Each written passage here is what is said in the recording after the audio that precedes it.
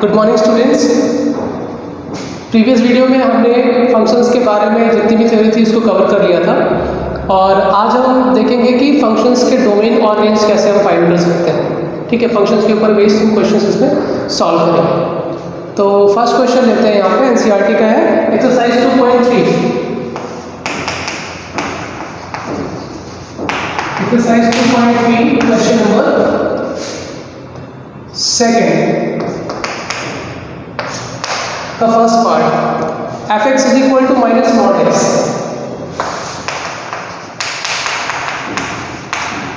This is the given function fx is equal to minus mod x and we have to find the domain and range for this given function. तो domain find करने का मतलब क्या है कि x की वो possible values जिसके लिए ये फंक्शन क्या है, डिफाइंड है। डिफाइंड होने का मतलब क्या है कि x की वो क्या वैल्यूज होंगी जिसके लिए fx की वैल्यूज फाइनाइट आएंगी, मीनिंगफुल आएंगी। ठीक, तो mod x जो फंक्शन होता है उनको पता है क्या होता है, mod x is equal to x for x greater than equal to 0 and it is minus x for x less than 0। ये हमने मॉड्यूलस फंक्शन जब पढ़ा था तब वहाँ पे इसको डिस्कस किया था। और यहाँ पे क्या मेरे पास माइनस mod x है, तो अगर बाहर से माइनस साइन लगा देते हैं तो ये क्या हो जाएगा, जो x था वो माइनस एक्स हो जाएगा और जो माइनस एक्स था वो क्या हो जाएगा, प्लस एक्स हो जाएगा। इसका मतलब माइनस ऑफ मॉड एक्स जो है इसको ऐसे लिख सकते हैं, y is equal to fx is equal to minus mod x is equal to minus x for x greater than equal to 0 and it is x for x less than 0। इसका मतलब अगर x की value positive हम रखेंगे अंदर या 0 रखेंगे तो हमको निगेटिव ऑफ x मिलेगा और अगर x की वैल्यू निगेटिव रखेंगे हम तो हमें वही वैल्यू मिलेगी जो हमने पुट की होगी। ठीक, और हमने देखा था कि जो mod x का ग्राफ बनता था y is equal to mod x का, वो इस तरीके से बनता था। ठीक है, ये y is equal to x होता था और ये y is equal to minus x हुआ करता था। x axis and y axis, तो ये ग्राफ किसका था, ये था फंक्शन mod x का। लेकिन हमारे पास क्या है, माइनस ऑफ mod x। यहां पर हमने रेंज ही फाइंड की थी इसकी, याद है क्या हमने रेंज इसकी 0 to infinity, y की वैल्यू 0 से स्टार्ट होकर इंफिनिटी तक जा रही है, इस साइड की और इस साइड की। और डोमेन इसका क्या था, डोमेन इसका क्या था, फंक्शन का r था। क्यों, क्योंकि ये x की हर एक वैल्यू के लिए डिफाइंड है, x की हर एक वैल्यू के लिए हमें यहाँ पर कोई ना कोई वैल्यू ऑफ y मिल रही है, नेगेटिव वैल्यू ले रहे हैं तब भी यहाँ पर कोई ना कोई वैल्यू मिलेगी। तो डोमेन जो मॉडुलस फंक्शन का वो करता था वो रियल नंबर सेट हुआ करता था और range semi close interval 0 to infinity। But in this case we have to find the domain and range of negative of modulus of x। तो इस केस में क्या होगा, डोमेन तो वही रहेगा। अगर domain of x modulus x is equal to r तो domain of negative of modulus of x is also r। तो इसका भी डोमेन क्या होगा, इसका भी डोमेन यहाँ पर डोमेन ऑफ फंक्शन f क्या होगा, r ही होगा। ठीक है, क्योंकि x की हर एक वैल्यू के लिए हमें कुछ ना कुछ वैल्यू यहाँ पे मिलेगी, तो डोमेन इसका r हो गया। रेंज इसका कैसे फाइंड करेंगे हम, तो रेंज हम देखेंगे कि अगर x की वैल्यूज हम यहाँ रखेंगे तो y की वैल्यूज क्या मिलेगी। पहले का जो वैल्यूज मिल रही थी वो 0 to infinity मिल रही थी मॉडुलस x के लिए, और बाहर से जब माइनस साइन लगा दें इसमें तो 0 तो 0 ही रहेगा और बाकी जितने पॉजिटिव नंबर्स थे क्या हो जाएंगे, नेगेटिव हो जाएंगे। मतलब इसका ग्राफ जो अभी ऐसे बन रहा था वो अब ऐसे बनेगा, जब वैल्यू पॉजिटिव बन रही थी वो नेगेटिव हो जाएगी, यहाँ पर जो वैल्यू ऊपर जा रही थी पॉजिटिव वो नेगेटिव मिलेगी। कहने का मतलब है जैसे अगर यहाँ पर हम y is equal x is equal to क्या रखेंगे, 1 रखेंगे तो 1 greater than equal to 0 है, वैल्यू क्या आएगी -1, तो 1 के लिए यहाँ पर -1 मिलेगा। 2 रखेंगे तो -2 मिलेगा, 2 is greater than equal to 0। इस तरीके से वैल्यूज मिलेगी इस केस में। और ऐसे ही अगर हम नेगेटिव वैल्यू रखते हैं, सपोज दैट -1 रखते हैं -1 लेस देन 0 तब क्या मिलेगा, -1 ही मिलेगा।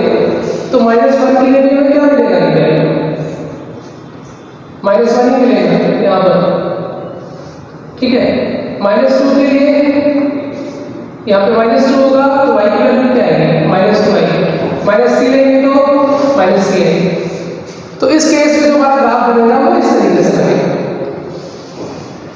तो इसका मतलब x की वैल्यू चाहे पॉजिटिव ले या फिर नेगेटिव ले, y की वैल्यू यहाँ पर क्या आएगी, नेगेटिव ही आएगी। 0 से लेके कहाँ तक जाएगी, जैसे जैसे हम x की वैल्यू इंक्रीज करते जाएंगे, चाहे positive side of x axis पे या फिर negative side of x axis पे, तो y की वैल्यू जो है वो क्या होगी, डाउनवर्ड जाएगी और -∞ की तरफ ये टेंड करेगी, बढ़ेगी, ठीक है।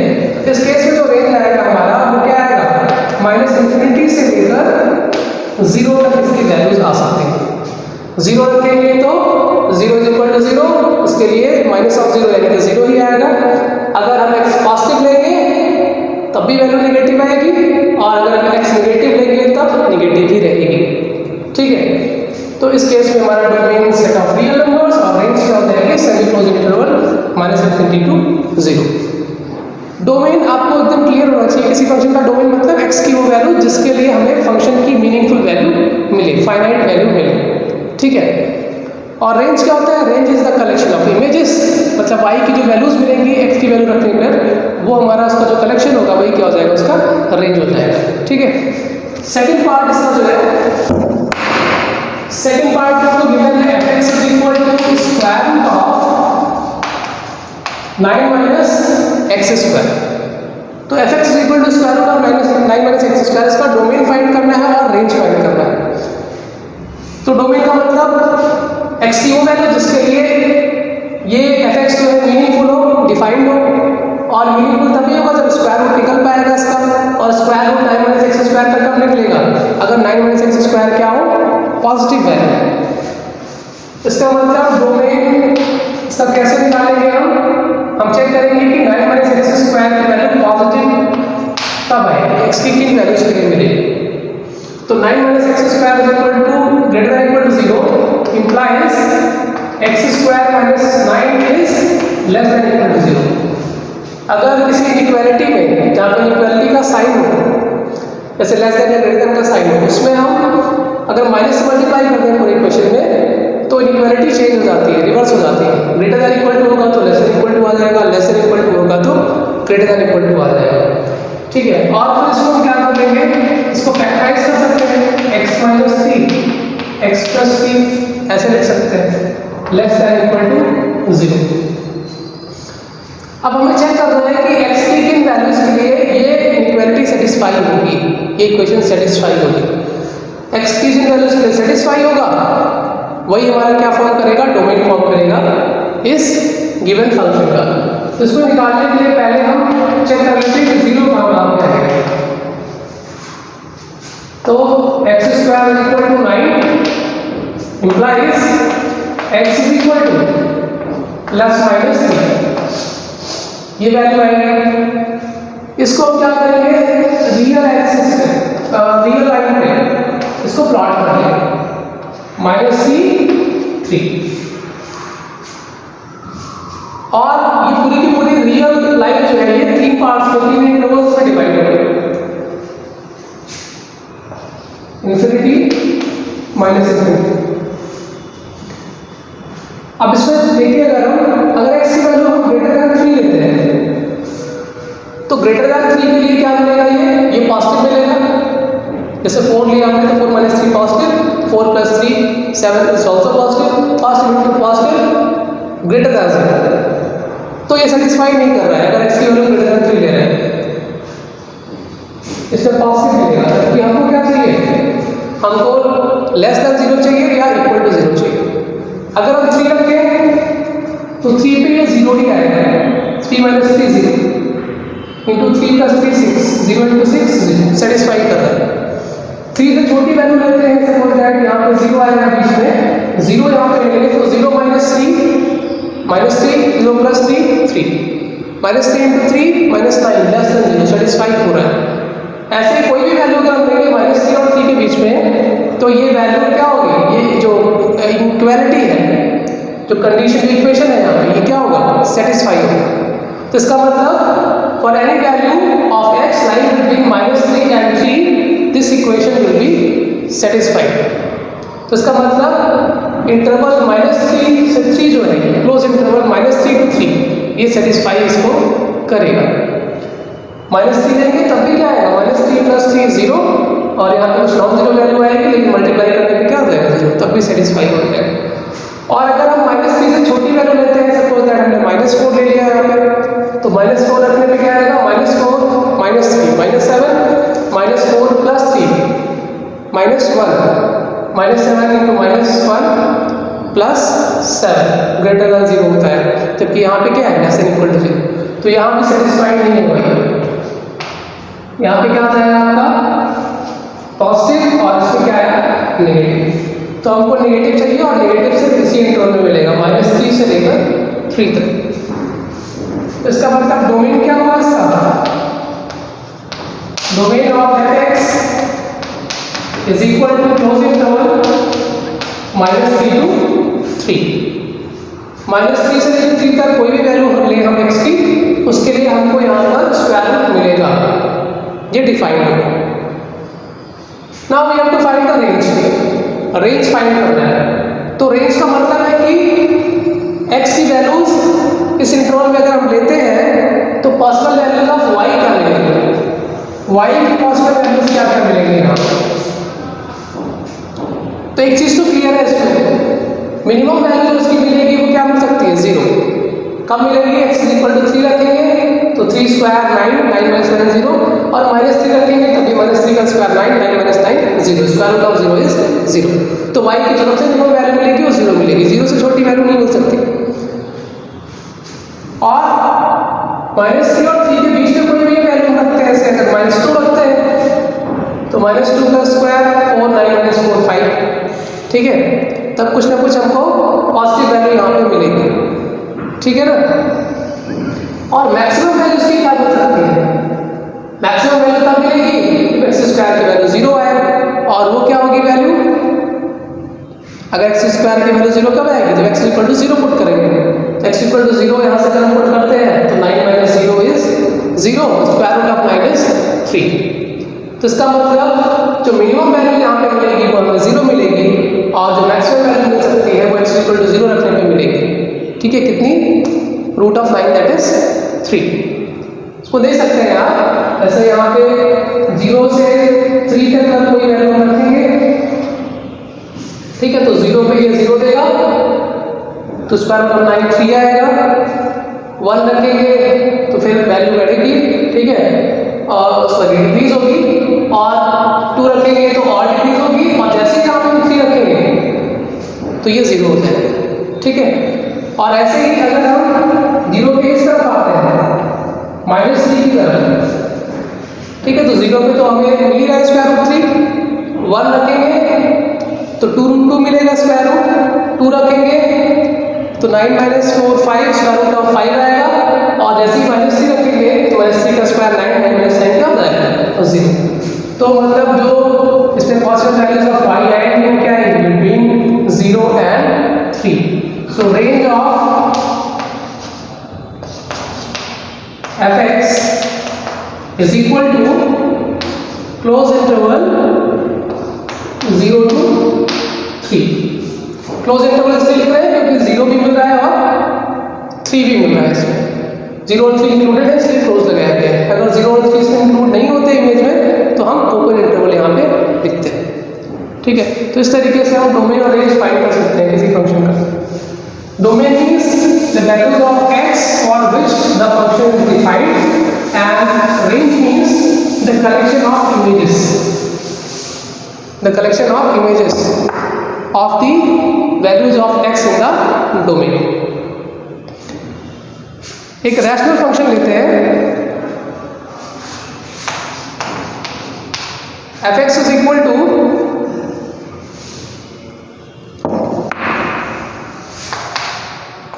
x² plus 2x plus 1 upon x² minus 8x plus 12। ये आपके सीरीज में क्वेश्चन है fx is equal to x square plus 2x plus 1 upon x square minus 8x plus square. इसका हमें डोमेन फाइंड करना है। इसका हम डोमेन कैसे फाइंड कर सकते हैं? डेफिनेशन को यूज करेंगे, x की वो वैल्यूज जिसके लिए ये डिफाइंड है। तो हमको पता है कि डोमेन जो होता है पॉलिनोमियल फंक्शन का, वो तो रियल नंबर होता है। कोई भी पॉलिनोमियल फंक्शन हर एक रियल नंबर के लिए डिफाइंड होता है, तो ये भी पूरे रियल नंबर्स के लिए डिफाइंड होगा। कोई भी रियल नंबर लीजिए, इसकी कुछ ना कुछ वैल्यू मिलेगी। डिनोमिनेटर में भी आपको ये वैल्यू लीजिए, ये भी पॉलिनोमियल है, ये भी x की हर एक पॉसिबल वैल्यू के लिए जो है, अगर वो रियल वैल्यू है तो उसके लिए ये डिफाइंड है। लेकिन हमने ये भी पढ़ा था रैशनल फंक्शन में, जब हम पढ़ रहे थे तो वहां पे हमने देखा कि रैशनल फंक्शन क्या होता है, इस फॉर्म का होता है fx अपॉन gx, जहां पे gx 0 नहीं होना चाहिए। अगर gx की वैल्यू 0 आ जा रही है तब क्या हो जाएगा, हमारा फंक्शन अनडिफाइंड हो जाएगा। तो इसका मतलब ये हर एक वैल्यू के लिए डिफाइंड है, x की सिर्फ वहां पे डिफाइंड नहीं होगा जहां पे डिनोमिनेटर क्या आ रहा होगा, 0। तो हमें चेक करना है कि डिनोमिनेटर 0 कहां होगा। तो इसको ऐसे लिखे रख देते हैं x square plus 2x plus 1, denominator को फैक्टराइज कर लेते हैं। फैक्टराइज करके क्या लिख सकते हैं इसको, x minus 6 into x minus 2, x minus 6 into x minus 2, इसमें फैक्टराइज हो जाएगा। और now x square minus 8x plus 12 is equal to 0 implies x minus 6 x minus 2 is equal to 0, which implies x is equal to 6 or x is equal to 2।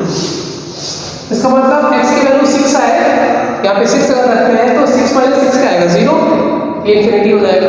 या x is equal to 2 रखते हैं तब भी क्या हो जाएगा, 2 minus 2 0, और तब भी क्या आ जाएगा, इन्फिनिटी आ जाएगा।